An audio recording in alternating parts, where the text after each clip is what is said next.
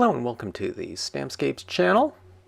We are doing a scene here of a sunset-y looking, but maybe more of a wildfire type of scenario in a mirror card construction. Okay, so basically what I'm doing in this piece is combining two of my recent projects into one. I just wanted to see what that would look like while I had all of the stamps out, all of my media. I thought, let's combine them and let's see what this would look like. Okay, so this is a quarter-page piece of glossy cardstock, and I'm applying a base layer of yellow, okay?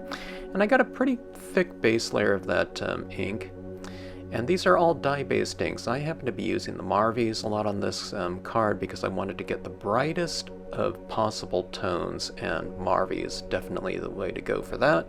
But you can mix and match. You can use whatever colors you're using. A lot of times people end up with kind of a duller looking surface, so really get a good saturation with your brightest of colors or lightest of ones, okay? And get a really good foundation with that, okay? So it's not just coloring, but it's kind of saturating your paper, okay? And sometimes you have to go back over it maybe 2 or 3 times with your lightest of colors, okay? To get that super deep saturation. I happen to be pretty good with the Marvys though. I don't have to go back over it too much, but oftentimes with the other brands, and I do like other brands of inks, I have to go over it again numerous times. Okay, so I'm working through a transition of tones. Now I'm up to the red.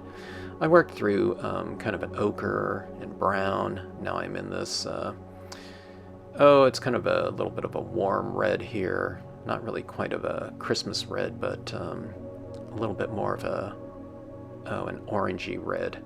I mean, it's not orange, but now this one happens to be more of the Christmas red. Or is that brown? I can't even tell now. Maybe that's brown right there. Okay, so a lot of times I like to go for kind of a more earthy, kind of smoky looking color scheme. So I'll add in the browns into things like green colored schemes and certainly this sunset color scheme. This one is a violet, okay? Now it doesn't look so violet because I'm adding it over the top of moist inks, so I'm not getting a pure application of that really dark violet. You can see how dark it is on that paper towel that I was applying everything with. Alright, stamping out my sun in a dark brown, okay? And it's because I plan to go back over that sun with other types of inks and imagery, so I had to stamp it out dark enough for it to show up. Okay, now this is my Cloud Cumulus stamp, okay? And I'm going to be stamping this in the dark brown as well. If it was lighter around on the perimeter of that sun, then you can use something like an orange, but if I stamped it in orange, I think it would be too light for this particular color scheme of how dark it eventually got to. So going in with this brown, I always have the billows facing in towards the light, okay? A lot of times people will stamp it in the opposite direction. If you're using an unmounted version, draw a little arrow pointed up, okay? That way you can always point that arrow when you're stamping it towards the light source itself, okay? So you get that kind of encircling, kind of spiral of cumulus clouds, okay? All right, now I'm going in and I'm adding some extra tone, kind of blending these clouds in a little bit more. And it's also kind of adding a perimeter vignette around on the sides. When you do something like that, when you make something darker on, when you're starting off with a white piece of paper like this, the areas that remain light or lighter than others will by contrast seem lighter the darker you make other areas, okay? So if you go darker on the corners, by contrast, anything lighter than it will seem that much lighter. So if you go 2 steps darker, anything lighter than that will seem 2 steps lighter. And you can really see how that sun stands out. Okay, now I'm just showing people how to kind of do that perimeter like that, so it doesn't look like a, like a photo corner or something like that. So you see, you can get that vignette going like that, as opposed to that kind of more, just direct, varied application like that on the left-hand side, so kind of avoid that. and go for this type of, I don't know, kind of tapered application, okay? A lot of people, when they get all those colors blended, but when they get to the black, they often go heavy-handed and they don't transition it. Okay, so I'm stamping out my darker cloud on the perimeter where you can't really see the brown versions of the cloud as much anymore. So you can stamp out your cloud again. That's one of the nice things about Stampscapes, then the way that I design them. If something disappears, then just stamp it over again. Okay, kind of getting a look at, well, that's how that's going to look in my reflected area of my mirror card construction. All right, so that's going to represent a pond or a lake or something like that. So I'm going to give the composition this base of a rock. It'll be like a shoreline rock that I'll put my trees over the top of, or maybe they're on the other side of the rock, who knows.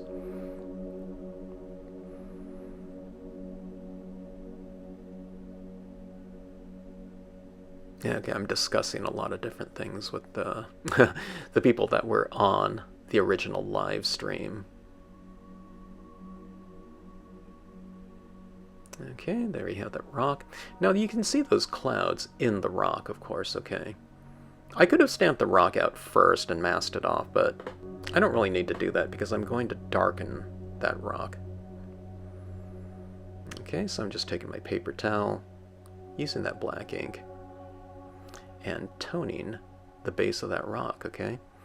And the base of that rock being darker, sometimes it's nice to have this kind of transition zone between your main image and what's going to represent the water side. Having it a little bit darker like that, it just tends to transition in the water really nicely. You don't always have to go that dark, but this scene is about, you know, it's about some pretty hard contrasts, especially between that sun and the perimeter of this card. It's going pretty much from white to black.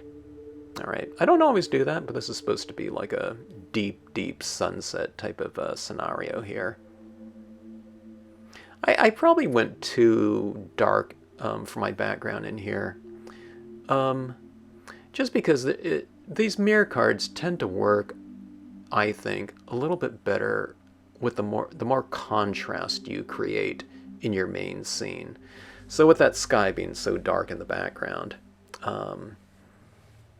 you know, these trees don't stand out quite as much. You know, because, you know, I'm not working with a mirror, I'm just working with a piece of silver foil, so as, you know, kind of reflective as it is, it can use a little bit more help with additional contrast in terms of kind of the reflective effectiveness in terms of, you know, with the reflection, okay? It's reflecting what it sees up top, but there would be more clarity with more contrast. I mean, you know, those trees right there that I stamped out, they, you know, you'll see it here in a minute, but they stand out pretty well in that reflective area. But, you know, especially on the perimeter of this card, you know, I went pretty dark.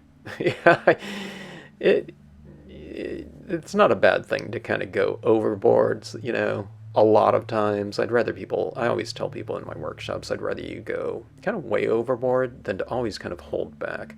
Because you can always remember in the future, maybe, you know, don't use as much of something, but that's always better than holding back and have, you know, a card come out, you know, anemic looking or something like that.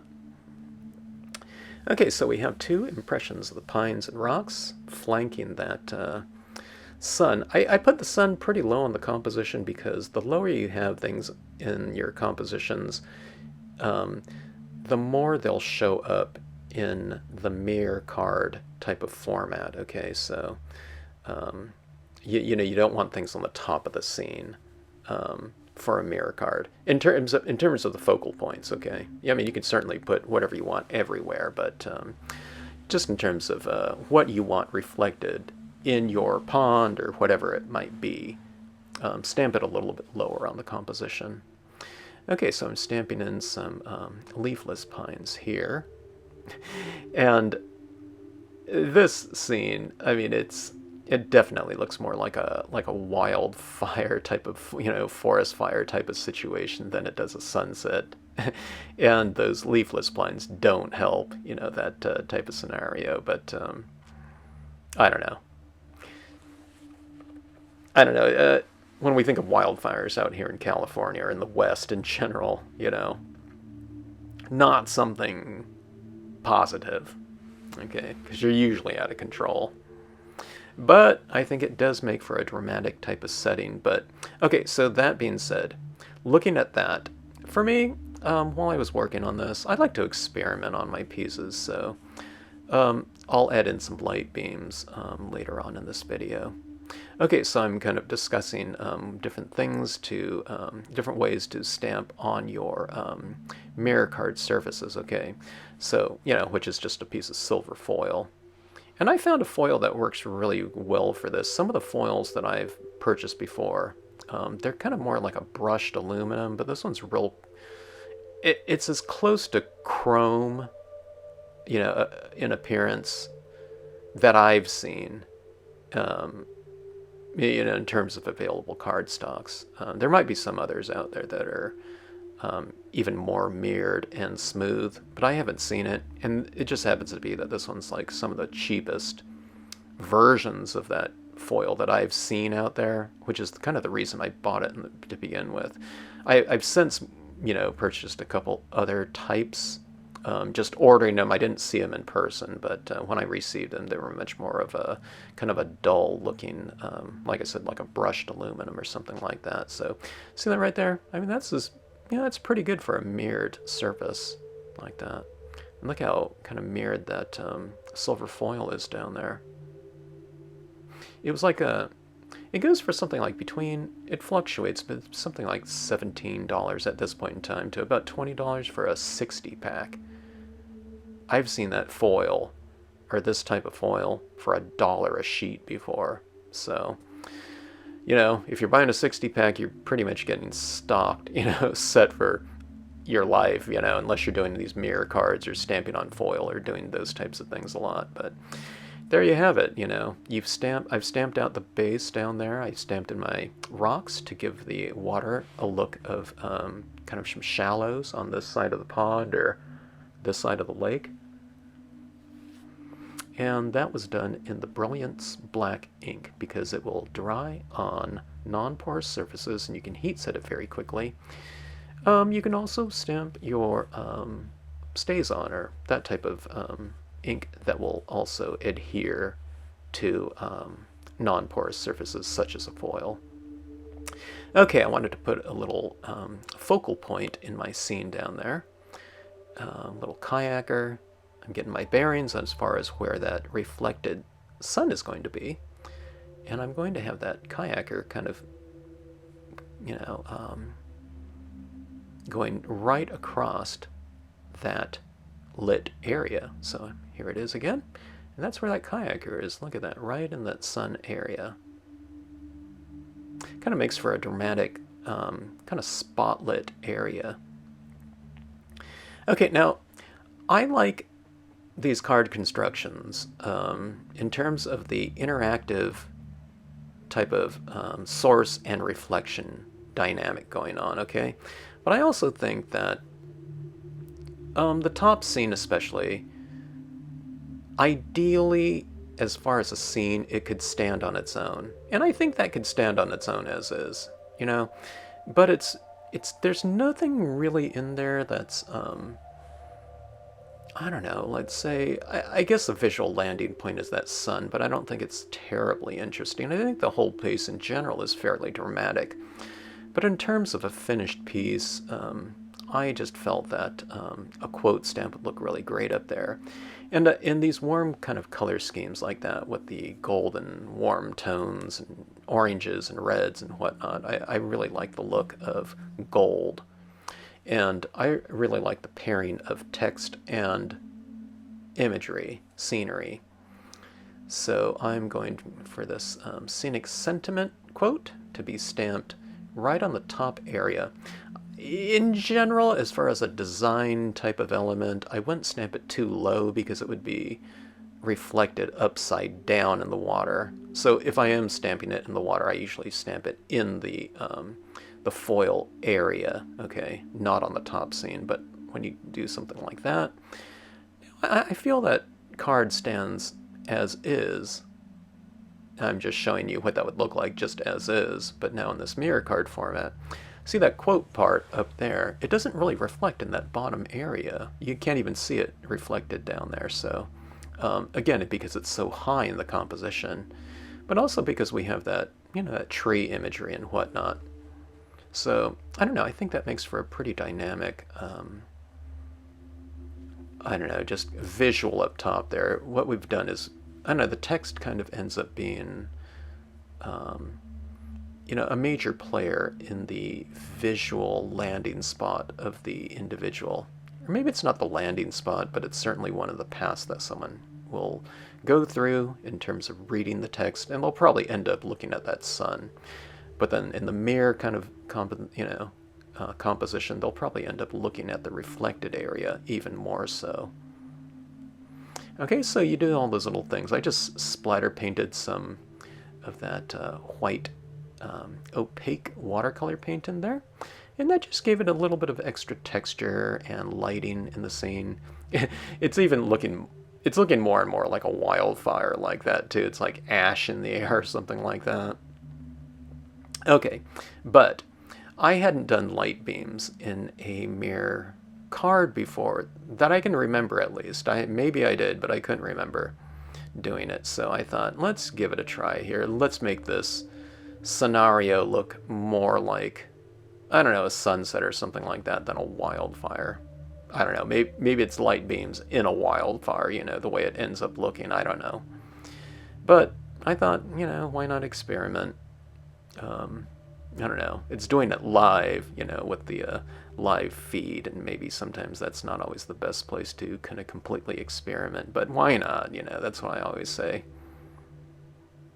So on these, I don't know, these live streams, I might be trying to teach something, but a lot of these videos in general, you're just kind of watching what I would be doing, if I was making a video or not, or if I'm on a live stream or not. It's like, welcome to my, I don't know, laboratory or something like that. Okay? All right, now here's the thing with these light beams. You kind of want to break them up a little bit, and if you have them going through objects, it's always fun to kind of weave it, so you can have it going behind some trees and in front of other ones. You can have it kind of the beam broken up a little bit. You can see how they're ending like that. You can have them going, some of them going all the way out to the end. You can have some of them lighter than others, have them some wider than others, okay? And vary it, okay? And I think it looks more natural that way. Now, if you haven't done this before, when you add one beam in, it's going to look really weird. You have to kind of balance things off, okay? Now, here's a really super wide run right there, and I don't want to have it running across my text. So you can see, I just kind of peter it out like that. See how you get the beam there, but it doesn't interfere with the text at all, okay? So in other words, don't be perfect with this, I think when you first start doing it, the inclination will be to add a super amount of pigment ink, okay? So with a really wet, in this case, cotton ball applicator, but kind of have it very dry like that, so you're applying kind of a very light application of that paint, or not paint, but ink. Pigment ink is almost like paint, right? And you'll get those lighter applications like that, and I think that looks very natural. And kind of break up your beams too, like, the tree branches are getting in some of the way, okay? And now I go in and I kind of mellow it out a little bit with some additional pigment ink, okay? And you can do some with, I don't know, this is using a little cotton swab here, and I'm softening some of my clouds. Again, you don't want to get this big blob of ink, okay? And that's what everyone does when you first start off, okay? They're just not used to using like a super dry version of some media where when you apply it or tap it down, you can't see anything with like 2 or 3 light taps, okay? People aren't used to doing that, and I completely understand that, but kind of get used to using your very dry applications of media, and you can really get kind of these softer types of applications, very controlled types of applications, and you can really have command over your media, and you can also vary it by so much. You can get so much more mileage out of your media by using drier applications of dye-based inks, colored pencils, chalks, pastels, and in this case, pigment ink, okay? Now some of these beams got a little bit too light, I thought. I thought they stood out, a lot of times they dry much darker than how they look when you freshly apply it, but these ones stayed pretty light. I think it's just because there's so much darkness in the background, so I just kind of used a little bit more of a black pigment ink over the top of it to tone them out a little bit. This is going in with my extra fine acrylic paint pen and adding a few little highlights on the sides of the trees, or tree branches facing the light. So trees on the left-hand side are getting right side illumination. Trees on the right side are getting left side illumination. Time to tape down and format our card. I had pre-taped my silver card into the interior of this pre-folded quarter page card, like that. Okay, and just kind of making that flush, and there you have your card. So much fun with these mirror cards, and really dramatic, and you can get a lot of mileage out of that reflection. Okay, thanks for watching. Hope you enjoyed it.